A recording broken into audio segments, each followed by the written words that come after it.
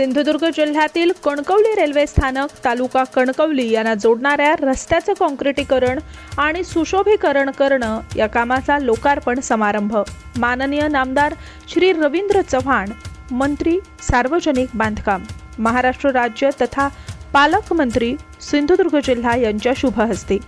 प्रमुख उपस्थिती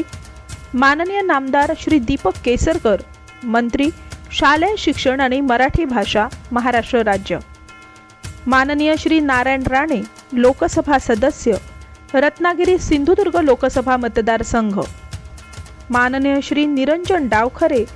विधान परिषद सदस्य, माननीय श्री नितेश राणे, विधानसभा सदस्य, माननीय श्री किशोर तावडे, जिल्हाधिकारी सिंधुदुर्ग, माननीय श्री ज्ञानेश्वर म्हात्रे, विधान परिषद सदस्य, माननीय श्री वैभव नाईक, विधानसभा सदस्य, माननीय श्री संतोष कुमार झा, अध्यक्ष आणि व्यवस्थापकीय संचालक, कोकण रेल्वे कॉर्पोरेशन या मान्यवरांच्या प्रमुख उपस्थितीत शुक्रवार दिनांक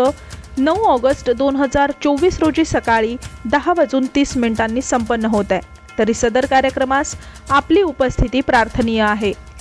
आपले विनीत श्री शरद राजभोज, मुख्य अभियंता